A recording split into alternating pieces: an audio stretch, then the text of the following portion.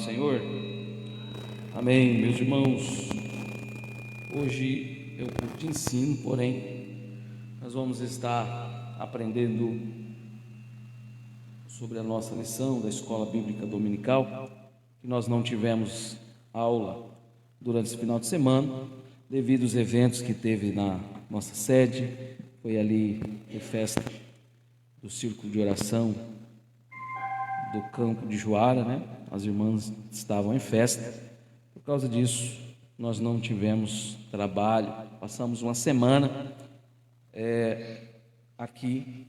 Somente na quarta-feira tivemos culto e o resto dos dias foi dedicado ali ao nosso congresso das irmãs. Mas já estamos de volta, graças a Deus. Meus irmãos, antes de eu iniciar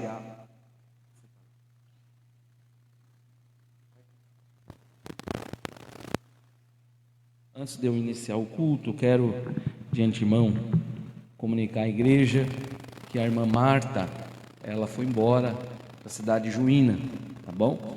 Então a gente já fez a carta de mudança dela e ela já está congregando lá na cidade de Juína. Ela foi com o esposo, ao mesmo foram para trabalhar lá naquela cidade. Então a irmã já está cultuando lá com a igreja de Juína. Abra sua lição. Quem não tem lição, abre a sua Bíblia no livro de Atos, capítulo 13. Quem não tem lição ainda à venda ou já vendeu todas as lições? Está com mano? Pois é, tinha que estar aí para vender, né? Quem não tivesse, passava. Mas amém. Mantenha sua Bíblia aberta. Livro de Atos dos Apóstolos, capítulo de número 13. Vamos estudar a nossa lição nesta noite. Eu creio que Deus tem uma palavra para o nosso coração.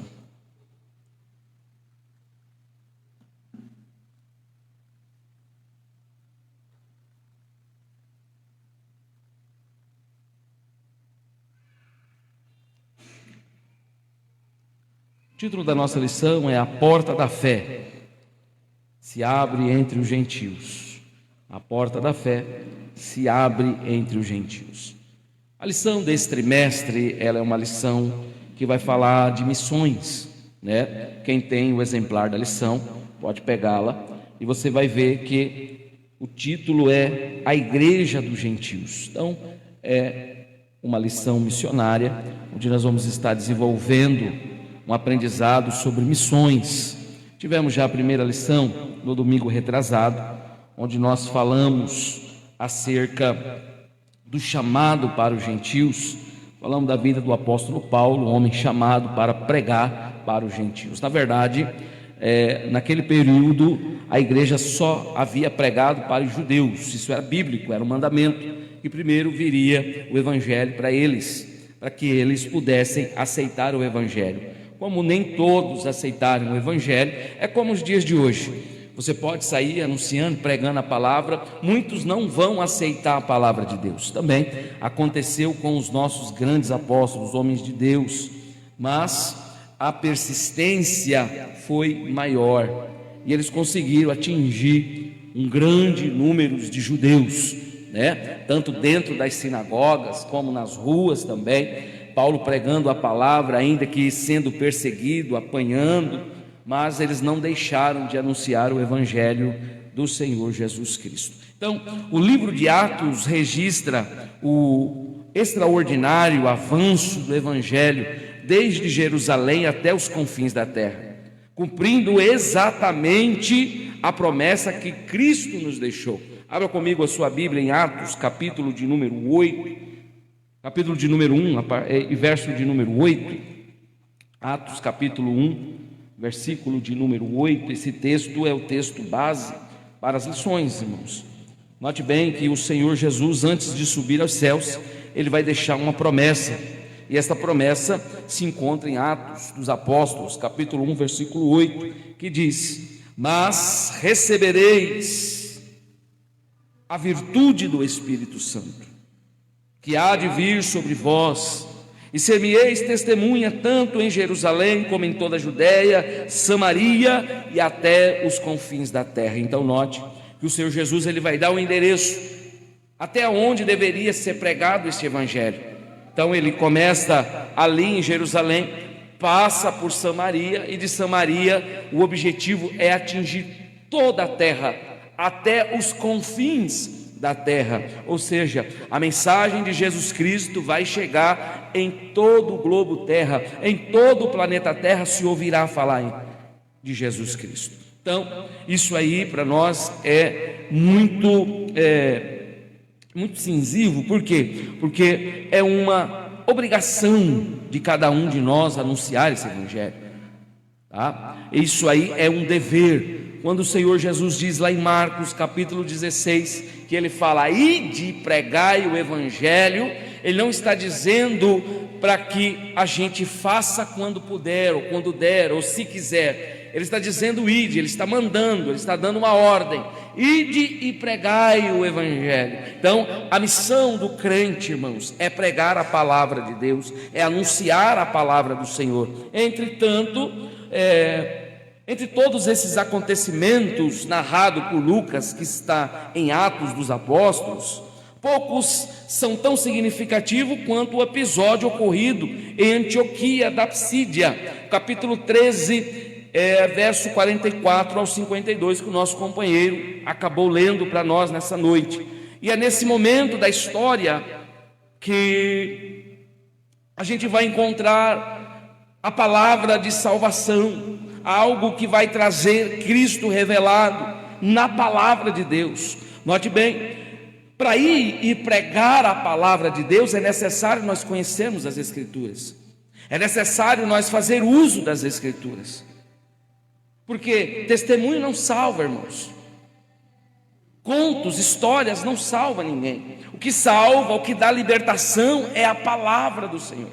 A palavra, ela tem poder. A palavra, ela é como uma espada de dois gumes, que penetra entre juntas e medulas de nossa alma e alcança até o profundo, onde você não imagina. A palavra do Senhor atinge.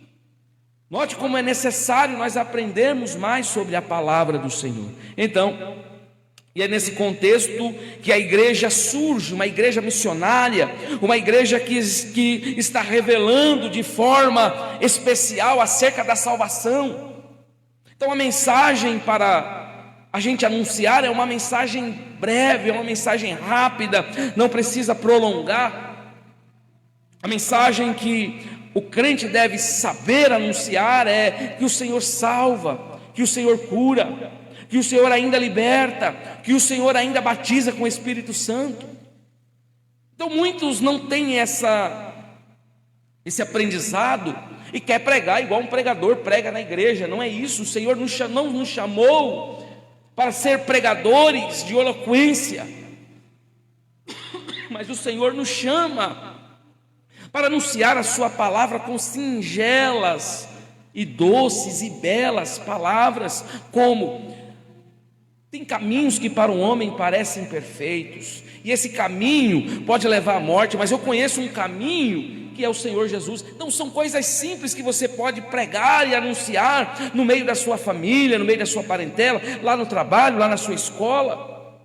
Então é nesse contexto que vai surgir homens capacitados para anunciar a palavra de Deus. Note, Pedro prega para os judeus, e na hora que era para pregar para os gentios, ele se acovarda, ele fala: não, eu não vou pregar para eles não tem nada a ver com nós. Porque Pedro achava que o evangelho seria somente para os judeus, isso aprendemos na primeira lição. Mas quando surge Paulo no contexto da história, o próprio Senhor Jesus falou que levantou, que separou-o para pregar para os gentios. Ou seja, aonde ninguém dos judeus queriam ir, Paulo foi separado para pregar. Então é nesse contexto da história que a gente vamos ver o evangelho crescer. O evangelho vai crescendo, despontando ali, fortalecendo os cristãos que viviam naquela época com um alimento sólido, um alimento que eu falo é a palavra de Deus. E diante disso, no meio das pregações, no meio do evangelho que vai nascendo, vai surgindo as perseguições contra os cristãos. Hoje, graças a Deus, nós estamos bem tranquilos. Vocês estão aqui, tem um ventilador, tem som, tem luz, tem tudo. Não tem polícia batendo na porta, não tem polícia derrubando parede, derrubando janela, querendo prender. Por quê? Porque nós estamos aqui debaixo da lei do homem. Também estamos aqui servindo ao Senhor, mas ainda não chegou o tempo de sermos perseguidos. Apesar de que em alguns lugares, em algum lugar do planeta, nesse momento tem um crente morrendo. Talvez a gente não saiba muito, mas se nós olharmos e estudarmos sobre missões, você vai ver que a igreja já começou a perseguição fora. Na China não pode mais pregar, na Coreia não se prega mais, na Índia, em alguns lugares você não entra mais anunciando o Evangelho. Isso é o princípio da perseguição com a igreja. Mas você não deve temer a isso, porque a perseguição nunca parou a igreja. Pelo contrário, todas as vezes que a igreja foi ameaçada, a igreja cresceu. Eu costumo dizer que crente é igual ovo. Você já bateu o ovo? Quanto mais você bate o ovo, mais o ovo cresce. Assim é a igreja. Quanto mais batiam, quanto mais eles prendiam, mais a igreja crescia. Não adiantava prender Pedro, prender Paulo. O anjo ia lá e quebrava as cadeias e eles saíam para anunciar o Evangelho. Aleluia. Então não é diferente para os dias de hoje. Irmãos, nós olhamos a igreja, nós estamos deparando com um momento espiritual aonde muitos estão fracos. A igreja não é mais a mesma de outrora. Então isso não é porque a igreja vai acabar, a igreja vai parar. Não, não. Enquanto tiver um ou dois ou três, o Senhor está presente. Vai ter um funil, vai passar pelo funil. Muitos não vão suportar, outros não vão aguentar a perseguição. Mas isso não é que a igreja vai acabar. A igreja vivia mais ou menos nesse contexto, quando Paulo é levantado para anunciar a palavra de Deus para os gentios. Porque era uma promessa. Repete comigo, promessa. Abre comigo a sua Bíblia em Gênesis 12:3. Deus já tinha feito uma promessa. E esse texto marca um divisor de águas da história do cristianismo até então. Embora alguns gentios já tivessem sido alcançados, como Cornélio, lá em Atos 10, o foco principal da missão aqui de Paulo e Barnabé é pregar a palavra publicamente aos gentios. Então eles estão debaixo de uma promessa, onde o texto diz: em ti serão benditas todas as famílias da terra. Isso quer dizer que não somente os judeus serão abençoados. Não somente os judeus, tem gente que, os judaizantes cristãos que estão surgindo por aí, homens de quepar, homens que andam parecendo um judeu de barba. Para eles, alguns deles têm como só eles serão abençoados, mas note bem que a promessa é: em ti, Abraão, serão benditas todas as famílias. Isso engloba todos nós. Então, desde o Antigo Testamento, o plano divino jamais foi exclusividade para eles. Ou seja, o Evangelho jamais foi nacionalista somente para quem está lá em Israel. Israel, apesar de que foi escolhido para ser um instrumento de bênção de Deus ao mundo, e não no seu destinário exclusivo, é claro, o profeta Isaías já havia anunciado que o servo do Senhor seria luz para os gentios.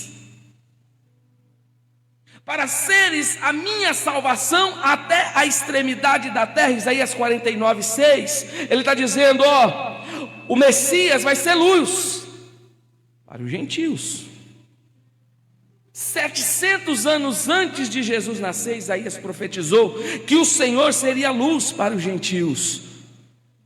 Quem eram os gentios?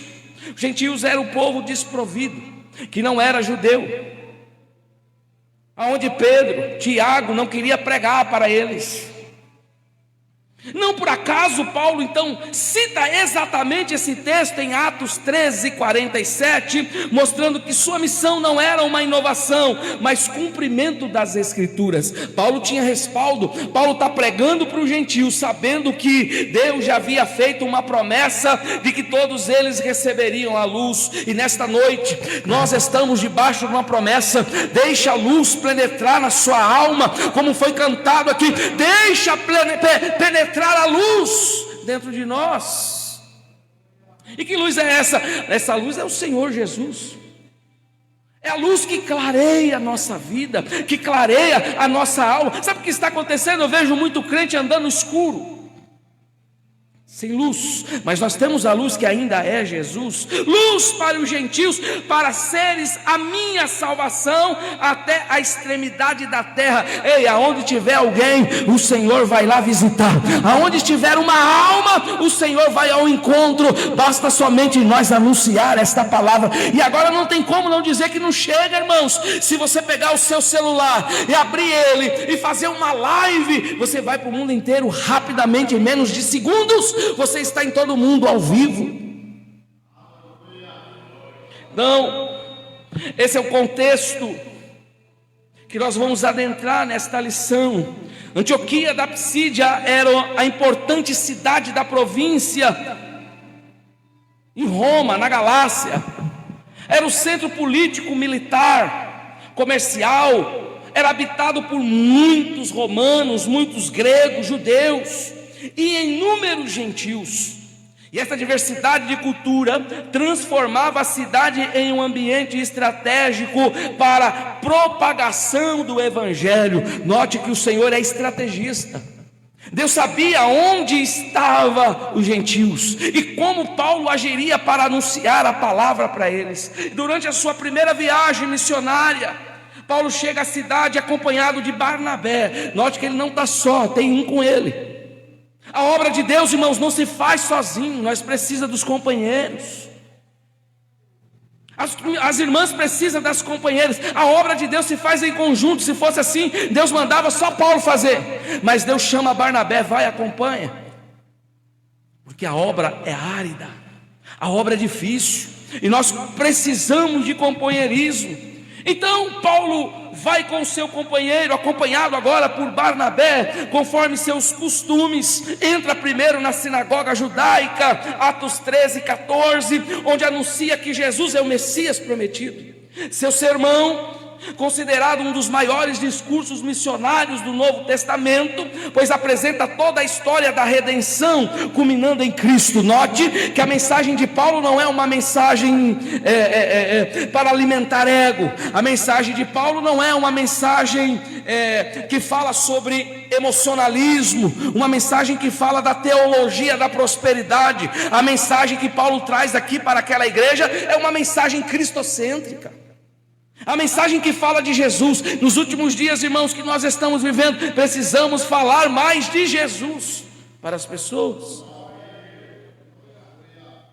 Então ele anuncia que Jesus é o Messias prometido. Seu sermão é considerado um dos maiores discursos missionários do Novo Testamento. Depois em casa, com o tempo, você lê Atos 13, a partir do versículo de número 1, você vai ver Paulo pregando, apresentando toda a história da redenção para aquele povo que ainda não havia ouvido falar de Jesus.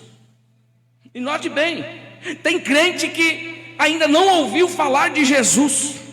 Ah, pastor, tem crente que ainda não sentiu o verdadeiro encontro, não teve ainda o verdadeiro encontro com o Senhor. Então na semana seguinte, considerando um dos maiores discursos, Paulo vai apresentar algo extraordinário. Versículo de número 44, note bem aqui. E no sábado seguinte ajuntou-se quase toda a cidade para ouvir a palavra de Deus. No sábado seguinte ajuntou-se quase toda. Não era mais só um grupo que estava na sinagoga. Era toda a cidade que estava indo ver Paulo pregar a palavra de Deus. Então Lucas utiliza essa expressão para demonstrar que o evangelho ultrapassa as fronteiras, religiões. Eu não prego porque aquela ali é espírita, ela não vai querer ouvir. Não, pregue. Eu não vou pregar porque ela congrega lá na igreja católica, então não precisa pregar. Precisamos pregar para qualquer um que estiver perto, até para crente de hoje você tem que pregar para ele. Então a instrução que nós estamos aprendendo hoje é que nós temos que pregar a palavra, porque a palavra de Deus é porta, e a porta um dia ela vai abrir para aqueles ignorantes que às vezes não querem ouvir, não querem enxergar que o evangelho é a saída, é a solução, e não tem outro caminho para nenhum ser humano a não ser o evangelho de Cristo Jesus. Mesmo na rejeição judaica e soberana entre eles, porque era um ritual que eles tinham, quando os líderes judeus observavam a multidão reunida, são dominados pelo ciúme religioso. Paulo está pregando, e agora quase toda a cidade está ouvindo o que Paulo está dizendo. Então eles ali, que eram da sinagoga, começam a observar Paulo pregando. Paulo prega com ousadia, olha o texto. Mas Paulo e Barnabé, usando de ousadia, porque aquele que prega com ousadia é porque tem intimidade com Deus. Então agora, o que era um culto frio dentro daquela sinagoga se torna um culto cheio da presença de Deus. E Paulo pregando, Barnabé confirmando, e ali há um poder de Deus, confirmando a palavra de Atos 1:8, porque a palavra de Deus ela tem poder.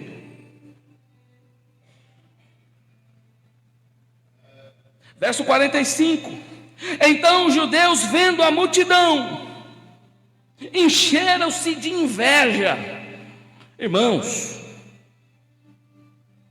a palavra grega utilizada por Lucas aqui é zelos, que pode significar zelo ou inveja.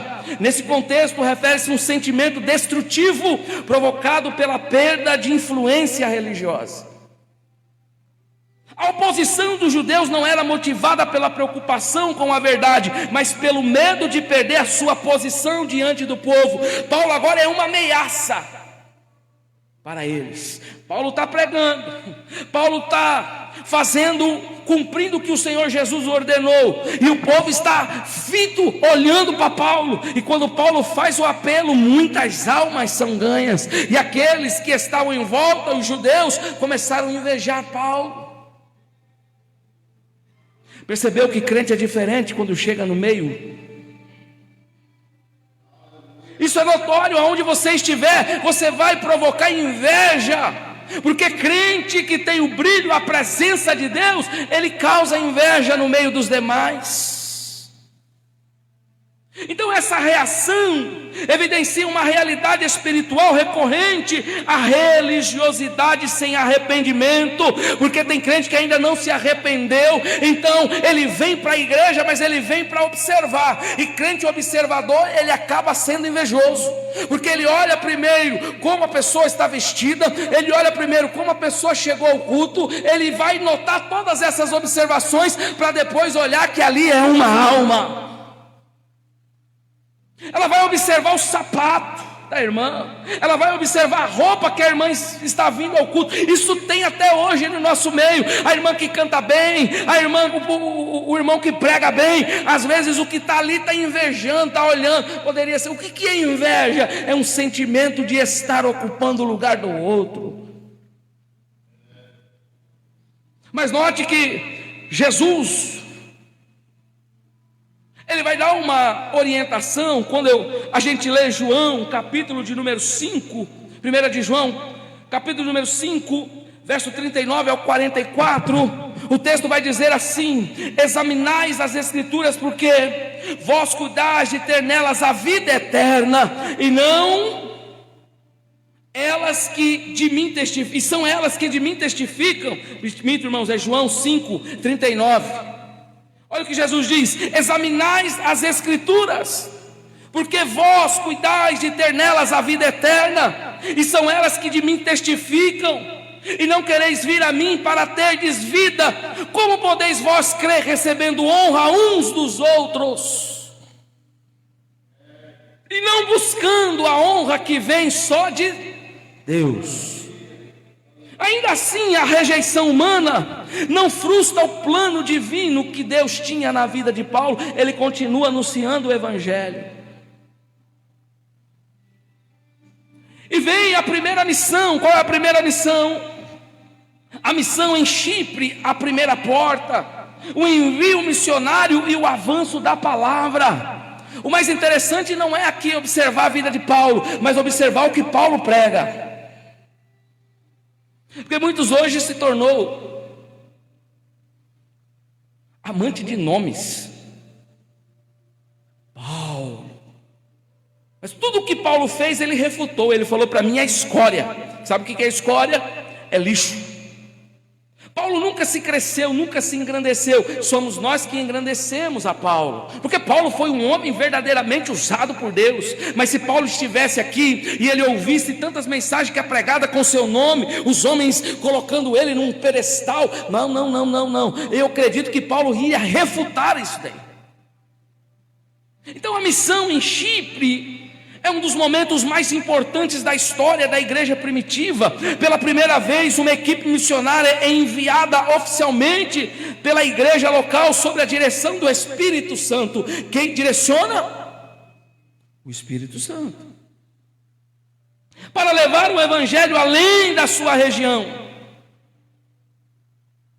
Atos 12 narra o princípio, o começo de Jerusalém, onde eles anunciam na Judéia. E a partir de Atos 13, Lucas muda o foco para viagens missionárias de Paulo, mostrando que a promessa de Cristo estava sendo cumprida. Serão testemunhas em toda a Judéia, em toda a Samaria, até os confins da terra. Então a viagem em Chipre não foi uma escolha estratégica apenas do ponto de vista humano, foi uma direção divina. Todas as vezes que Deus te direcionar, vai.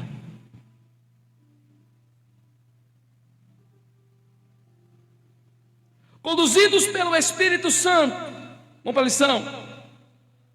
Paulo e Barnabé partiram de Antioquia, desceram a Cilícia e navegaram rumo a Chipre, terra natal de Barnabé, e já evangelizada por helenistas, aportando em Salamina, anunciaram o evangelho das sinagogas, cumprindo o princípio missionário revelado por Paulo, primeiro dos judeus e também do grego. Acompanhados por João Marcos, o seu cooperador, avançaram pela ilha de Pafos. Assim a missão se expandia, demonstrando que proclamar a palavra exige fidelidade, reverência e obediência, sensível à direção do Espírito Santo. Aleluia, aleluia.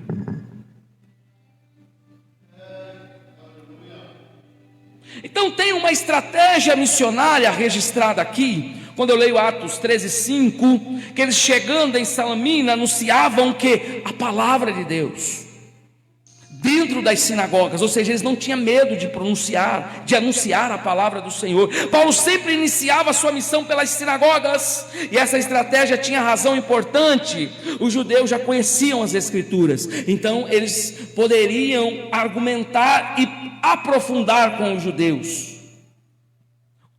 O segundo ponto, eles esperavam o Messias. Os judeus até hoje esperam o Messias. E havia gentios tementes a Deus frequentando as sinagogas. Paulo sabia que no meio dos judeus tinha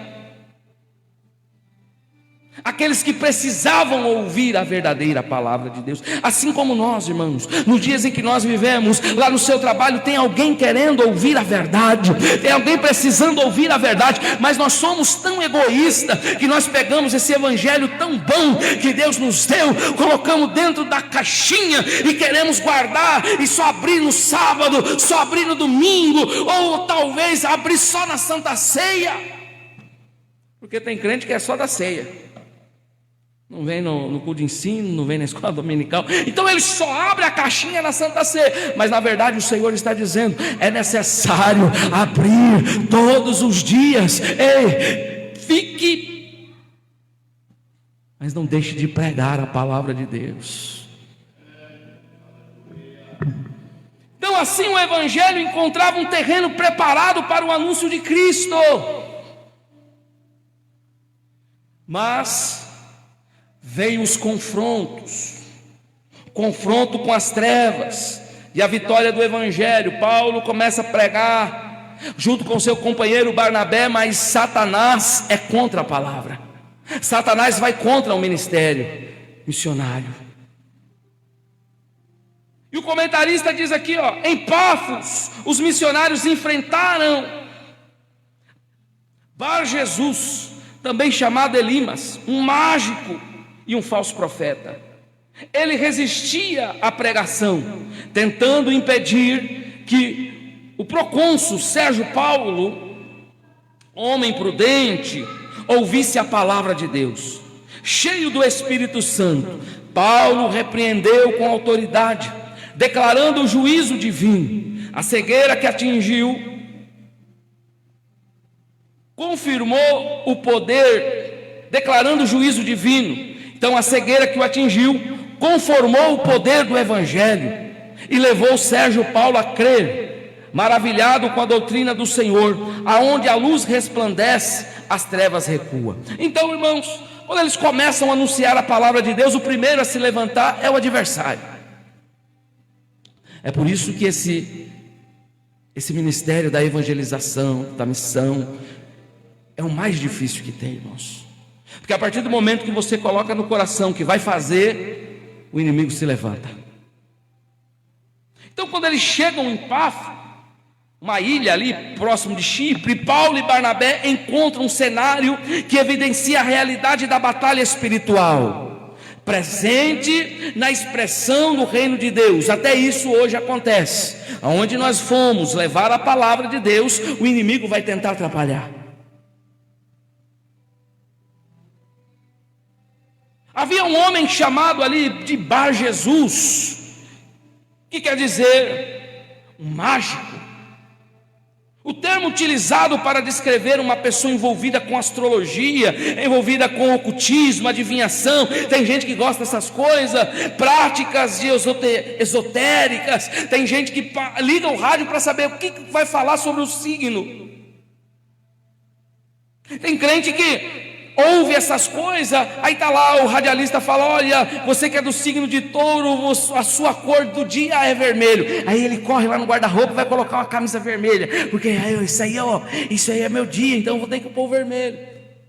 Irmãos, isso aí é astrologia, coisas que envolvem espiritismo, ocultismo. Então havia um desses que não recebia a palavra, não recebia a pregação de Paulo, embora seu nome significasse filho de Jesus, ou filho da salvação. Sua vida contradizia completamente essa identidade. Ele utilizava a religião como instrumento de manipulação e influência política. Ali ele fazia suas mágicas, além de falso profeta, ele fazia mágica para enganar o povo. Tem isso no nosso meio até hoje, irmãos. O diabo, ele engana muitos com as suas mentiras. O diabo é o pai da mentira, e ele é especialista em enganar uma geração, que nem ele está fazendo. Tanto que Paulo, escrevendo aos Coríntios, ele diz que Satanás cegou o entendimento do homem, e o diabo faz o que ele quer. E Bar-Jesus, esse falso profeta, não apenas praticava o ocultismo, mas também deturpava a revelação divina para enganar as pessoas. É o que o diabo gosta de fazer, enganar as pessoas. Lucas informa que também esse tal de Bar-Jesus era um homem mentiroso. E nós estamos cercados de pessoas mentirosas, irmãos. Resistia aos missionários e procurava afastar da fé o procônsul. O foco era o Paulo Sérgio.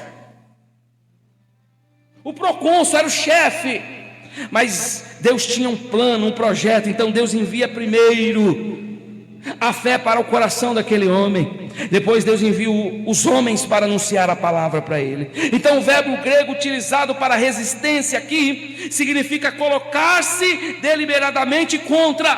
Tem os contra? Tem a palavra de Deus. Opor-se com firmeza ou combater. Ele combatia a palavra que estava sendo pregada. Tem gente que combate a palavra até hoje. Como, pastor? Você está pregando a palavra, mas tem um lá no fundo: não vai acontecer. O pastor tem, não vai acontecer. Deus está falando, não, Deus não falou hoje, não falou comigo, então não falou com ninguém. Isso acontece até hoje. Barrar a palavra de Deus. O pregador está falando, Deus vai curar, aí tem um dizendo, Deus não vai curar. Deus vai fazer, aí tem um dizendo, Deus não vai fazer. Paulo vai pegar esse homem. Agora Paulo, cheio do Espírito Santo. Uma coisa é o homem, outra coisa é ser cheio do Espírito Santo. Mas essa resistência, irmãos, revela um princípio espiritual importante. Satanás procura impedir que as pessoas cheguem ao conhecimento da verdade.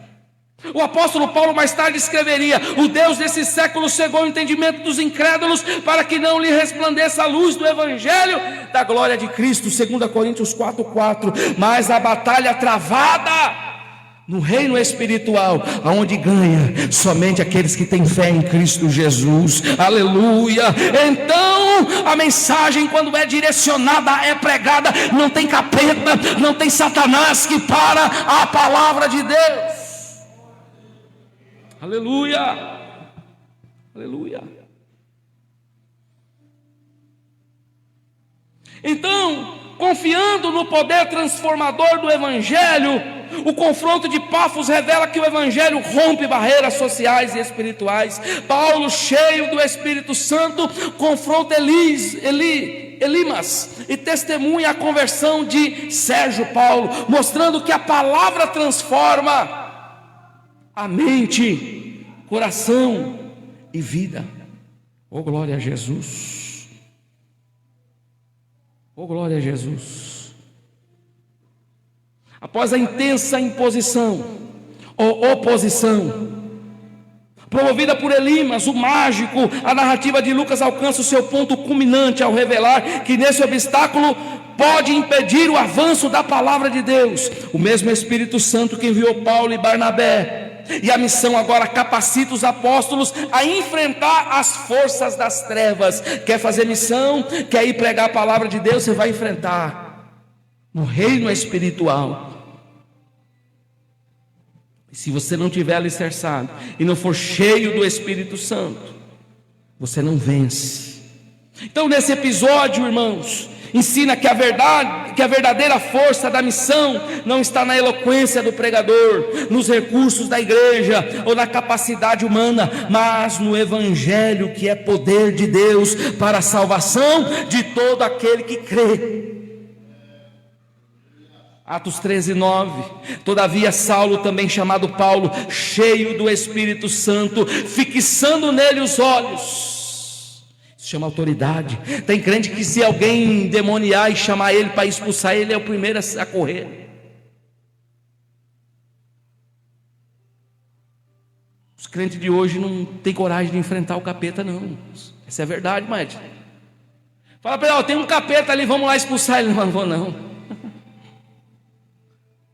Aleluia.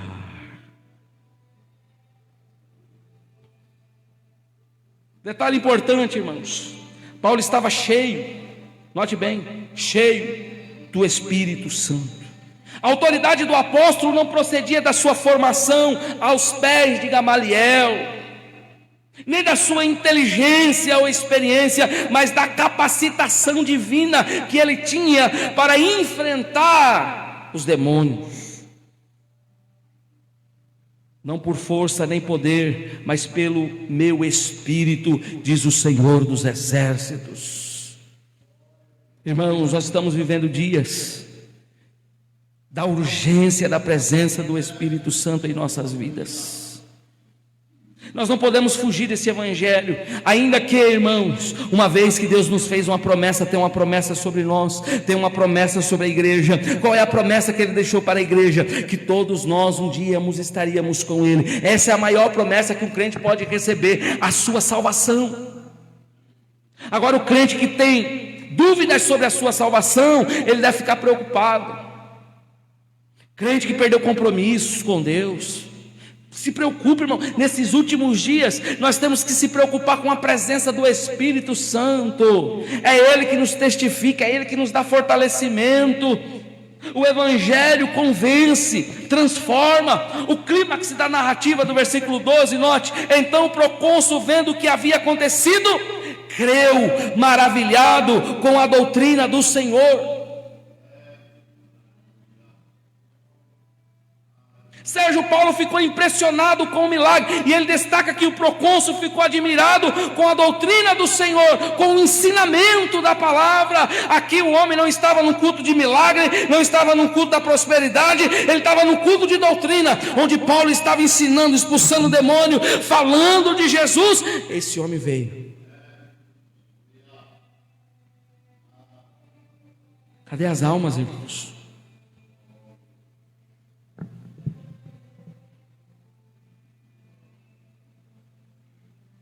Pode fazer congresso, gastar todo o dinheiro, recurso que você tiver, mas se não tiver a presença do Espírito Santo. Hoje nós estamos vivendo de espetáculos. O povo está esperando o espetáculo.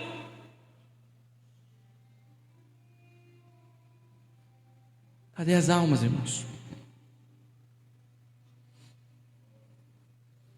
Fazemos congressos, matamos boi, vaca, fazemos almoço, fazemos um barulho, fazemos, mas cadê as almas?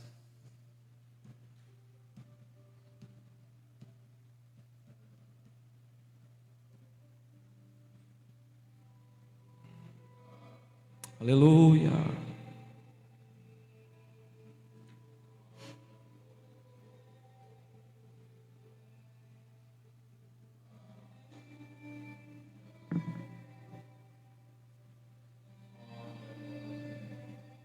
Esse episódio, irmãos, confirma um princípio presente em todo o livro de Atos. A palavra de Deus nunca pode ser detida. Sempre que surgia perseguição, oposição religiosa ou ataques espirituais, o evangelho continuava crescendo. Quer ver a realidade do evento? Vai na terça-feira. 11 irmãs.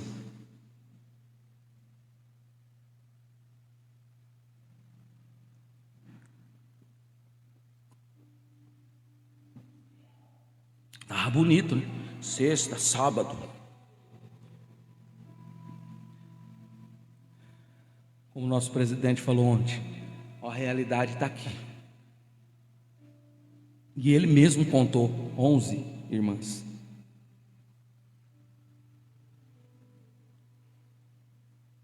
Mas Deus conta com as 11 mesmo. É com os remanescentes que estão firmes, que não falta, que vem na quarta, que vem na sexta, que vem no domingo, que vem na quarta, que vem na sexta, que vem no domingo. É com esses que Deus está contando.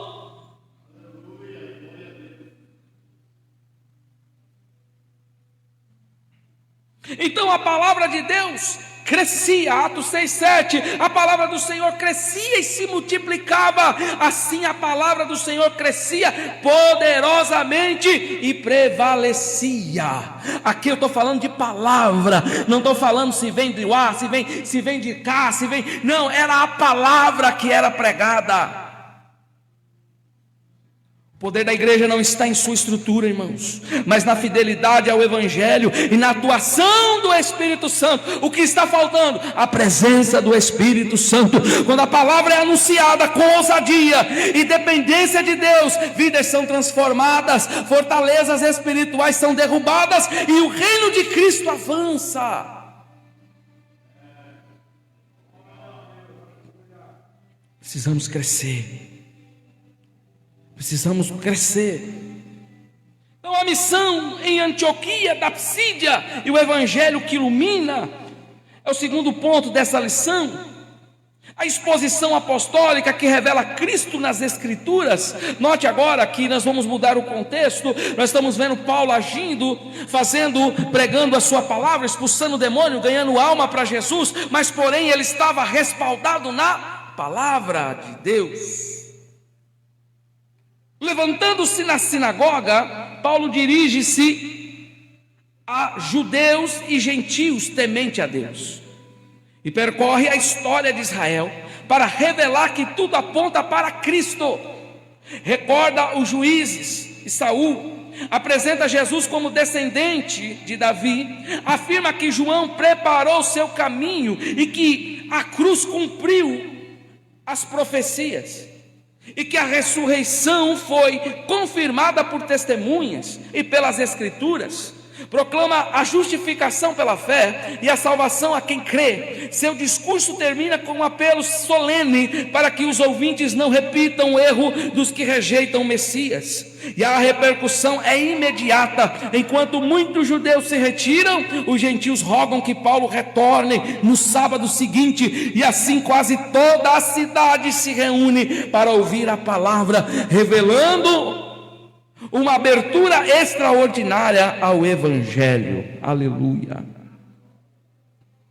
Jesus havia ensinado essa hermenêutica aos seus discípulos, e começando por Moisés e por todos os profetas, explicava-lhes o que dele se achava em todas as Escrituras. Nós sabemos que todas as Escrituras que estão na Bíblia levam nós para Jesus.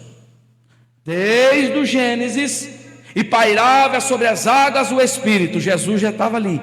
Antes que o mundo fosse formado, Jesus já estava presente. No deserto, Jesus caminhou com aquele povo. Com Josué, o Senhor andava com o povo. Nos Juízes, o Senhor estava no meio do povo. Os profetas, o Senhor estava com os profetas. E assim sempre foi, e assim, irmãos, sempre será. Este evangelho vai nos levar para onde? Até a Jesus. O fim é Jesus. O fim do crente fiel é Jesus, é se encontrar com Jesus. Não tem outro caminho, não tem outra saída. É por isso que ele diz: eu sou o caminho, eu sou a verdade, eu sou a vida. Você pode seguir para vários caminhos, mas só um pode te levar até a Jesus.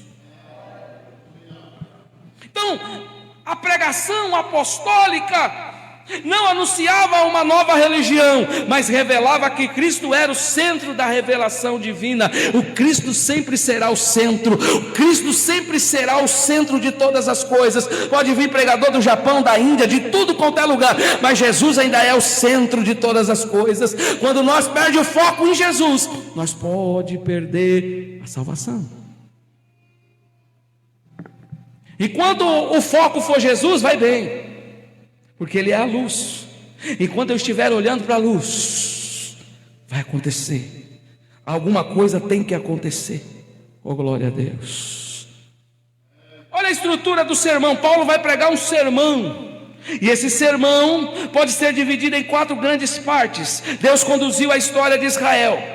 Paulo relembra a escolha de Israel, a libertação do Egito, a peregrinação no deserto, a conquista de Canaã, o período dos juízes, o reinado de Saul, o governo de Davi. Nada aconteceu por acaso, tudo tinha um propósito. Qual era o propósito? Cristo.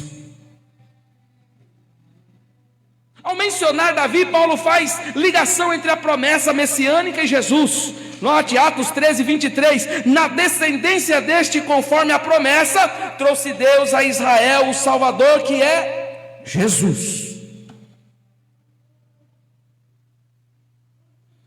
Não é José, não é Maria, é Jesus.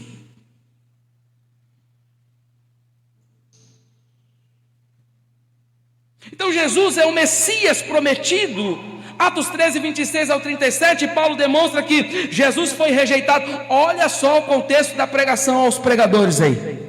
Presta atenção. O esboço que ele fez. Paulo demonstra que Jesus foi rejeitado na mensagem que ele pregou. Foi condenado injustamente, morreu, foi sepultado, ressuscitou. Que mensagem é essa? Uma mensagem cristocêntrica. O centro da mensagem do apóstolo nunca foi apenas a ética ou os milagres de Cristo, mas sua morte e ressurreição. Ele queria dizer: Jesus não morreu, está vivo. Esse texto mostra que a ressurreição de Cristo havia sido anunciada em séculos antes. Salmo 2, versículo de número 7, Isaías 55, versículo 3 e Salmo 16, 10 são textos que falam que Ele está vivo.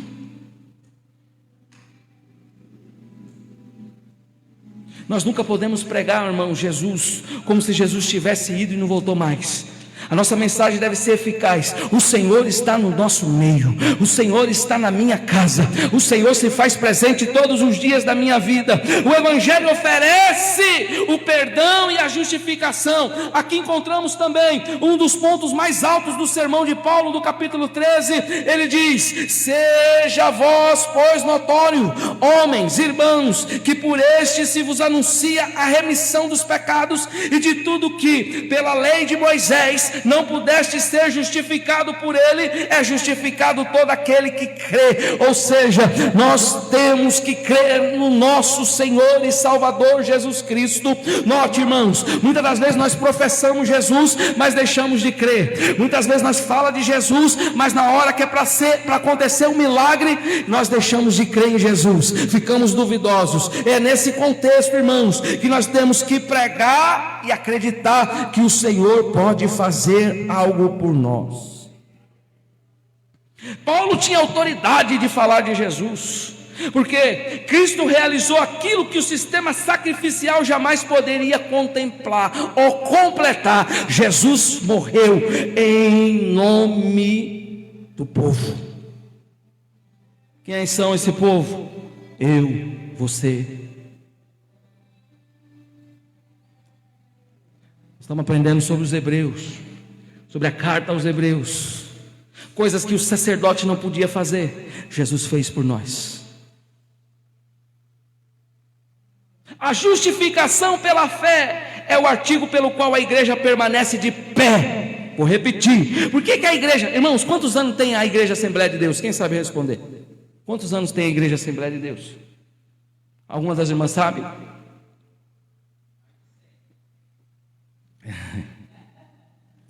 Mais de 100.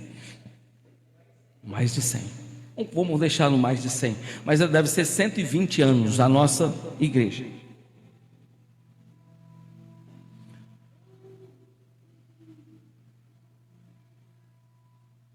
A nossa igreja nunca parou.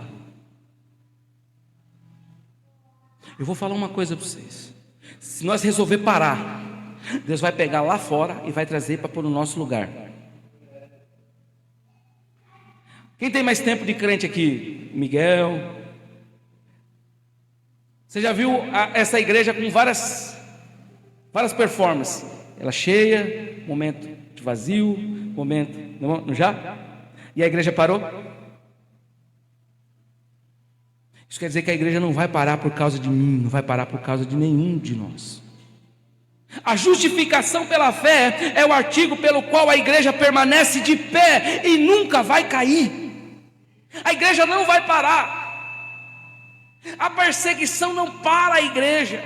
Não parou e não vai ser agora que vai parar. O chamado que nós temos para pregar este evangelho vai muito mais além de um compromisso casual de nós vir ao culto. Eu preciso pregar esse evangelho, eu preciso anunciar esse evangelho, eu preciso pregar em tempo e fora de tempo, eu preciso falar em casa, eu preciso falar na rua, eu preciso, aonde eu estiver, eu preciso falar desse evangelho.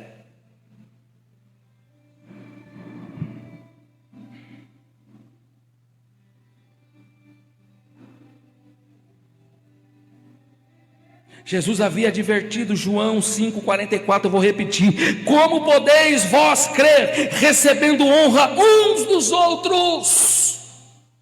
Sabe qual é o problema? É que nós queremos ouvir alguma coisa do companheiro do lado, nós queremos receber o presente da companheira do lado, mas o Senhor está dizendo: como podeis vós crer, recebendo honra uns dos outros e não buscando a honra que vem só de Deus?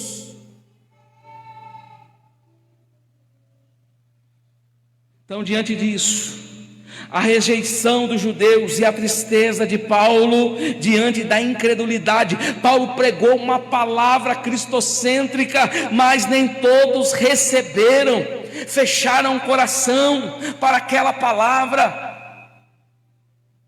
Fiel ao princípio de alcançar primeiro os judeus e depois o gentio, Paulo inicia sua pregação na sinagoga. Contudo, em Antioquia da Psídia, a inveja e a resistência dos judeus revelam a dor do apóstolo ao ver seu povo rejeitar o evangelho. Diante dessa recusa, Paulo e Barnabé declaram: era mister que a vós se vos pregasse primeiro a palavra de Deus, mas visto que a rejeitais, eis que nós voltamos para os gentios. Assim, dentro do propósito soberano de Deus, o evangelho alcança as nações. Então, ou seja, não é porque um não quis ouvir que todos não ouvirão.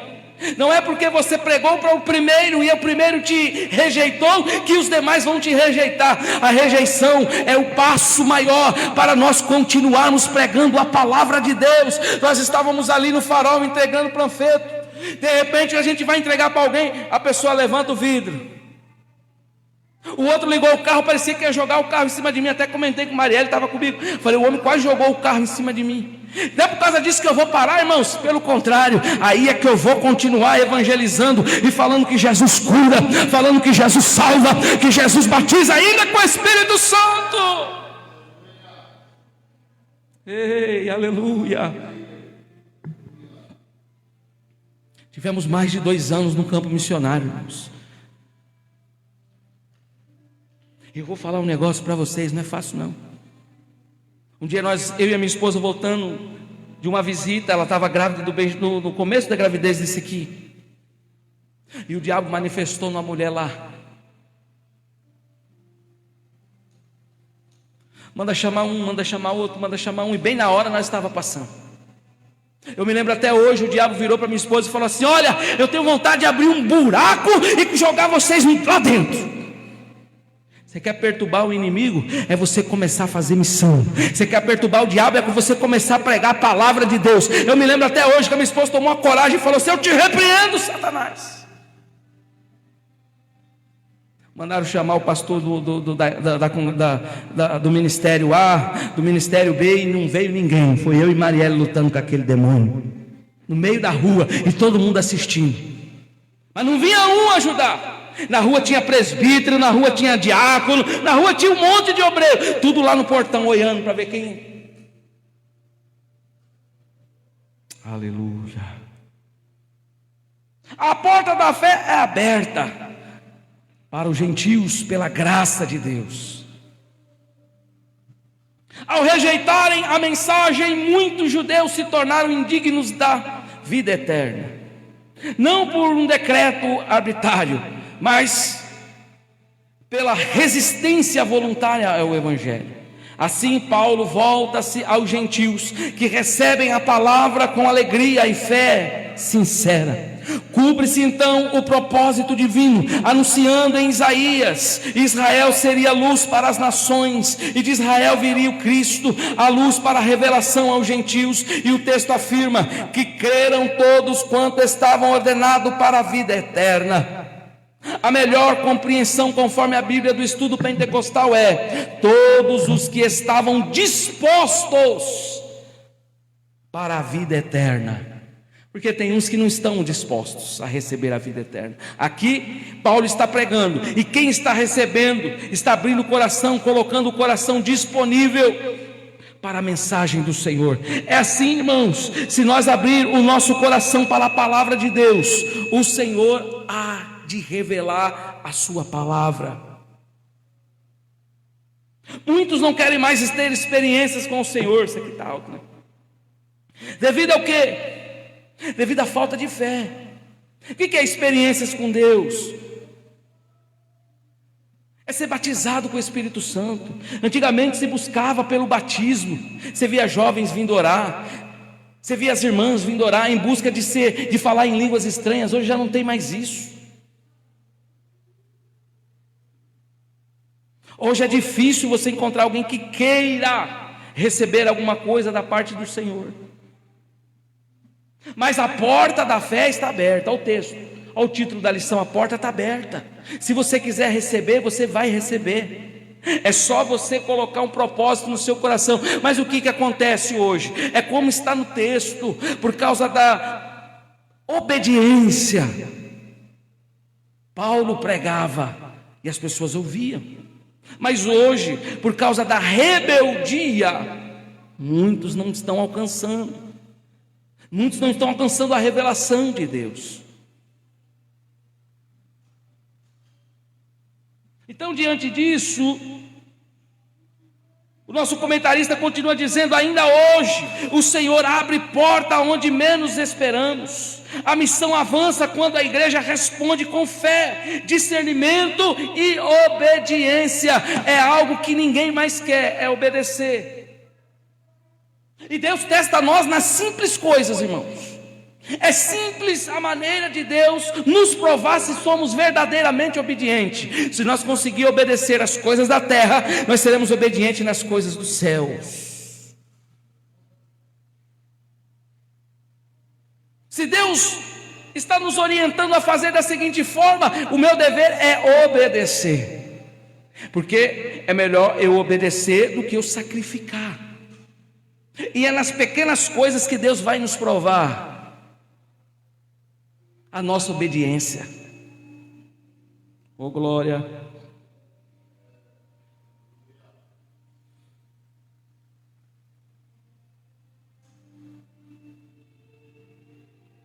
A obediência é o que me traz o Espírito Santo para perto.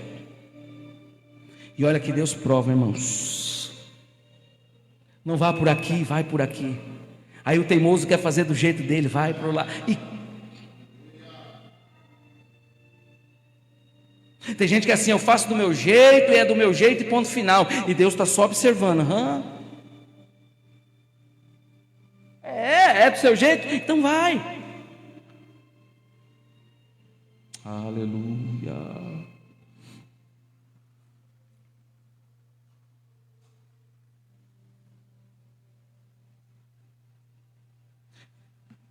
Já introduzo a próxima lição: a missão em Icônio, Listra e Derbe, a fé que persevera. Em Icônio, o testemunho ousado que enfrentava a oposição.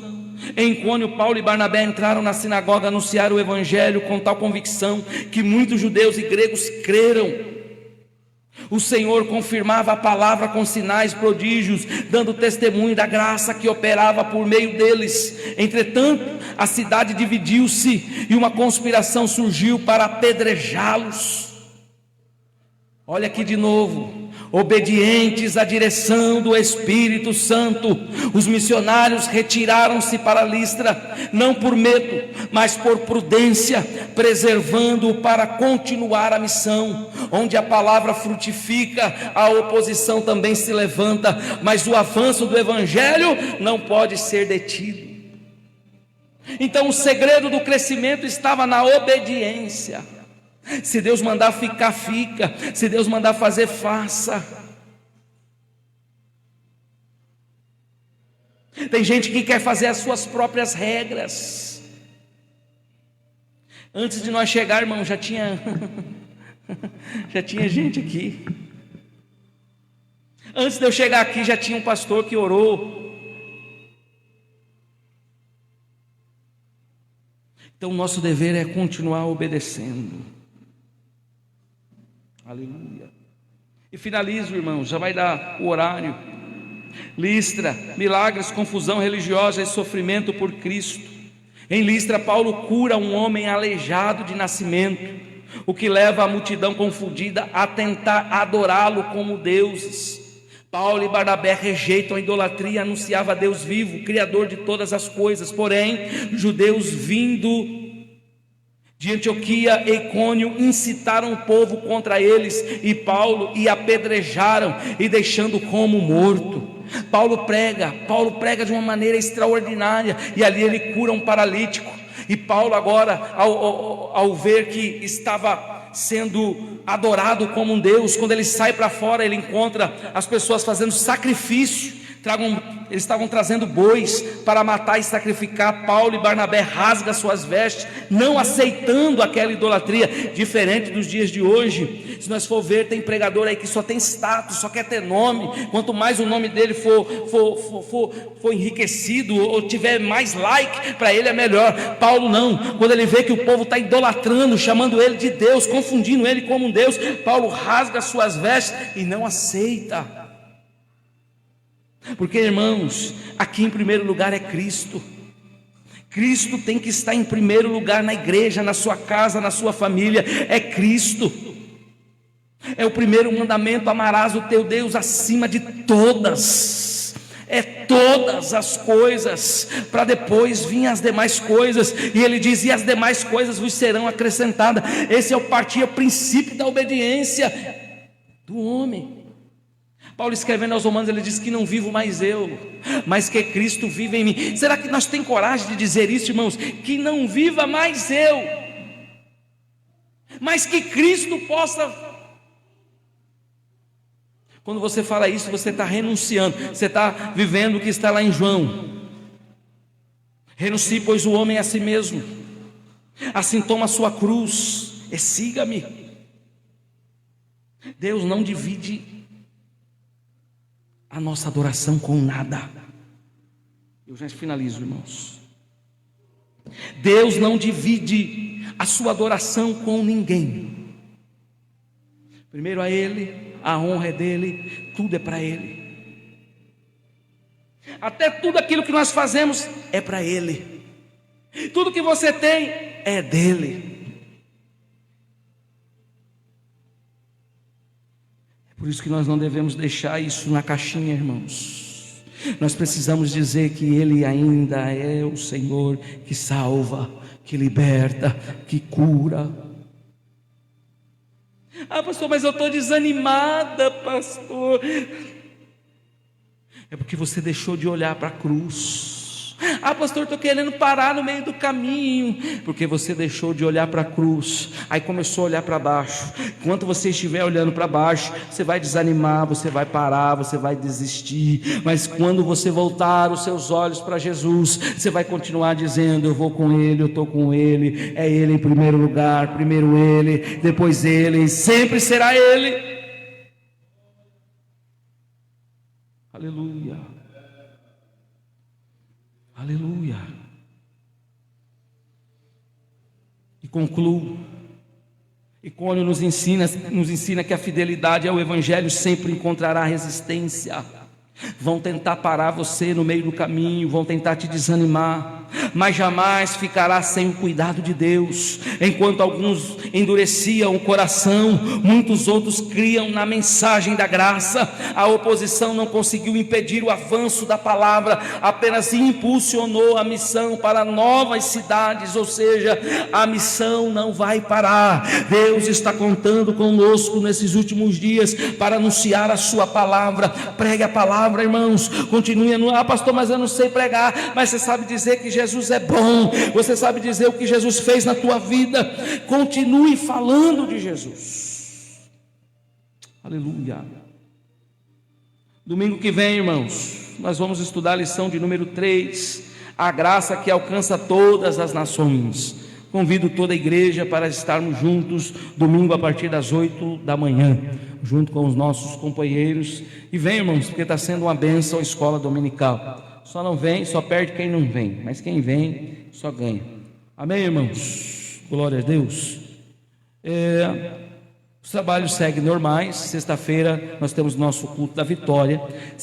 Quinta-feira que vem, se alguém quiser um culto no lar, pode nos comunicar que nós vamos voltar a fazer os cultos novamente nas residências. Então, o irmão que quiser fazer um culto no lar, pode marcar, combinar ali com o presbítero Miguel.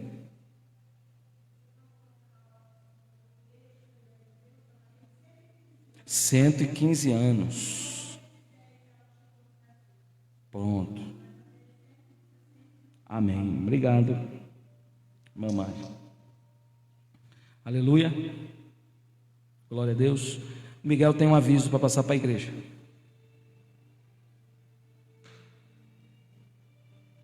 Pode falar, volte. Quinta-feira na casa do cooperador Walter. Então os irmãos já organizam, tá? Já deixa tudo organizadinho. Nós vamos lá fazer um culto na casa do nosso companheiro, cooperador irmão Walter. Aí os irmãos que quiserem podem estar combinando com o presbítero Miguel. Nós estaremos lá. Toda a igreja está convidada para participar. Amém? Então glória a Deus.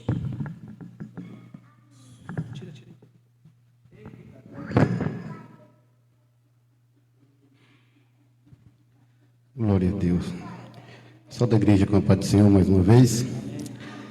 Eu quero avisar a igreja que amanhã, dia 16 de julho, o nosso pastor fará um ano que ele foi apossado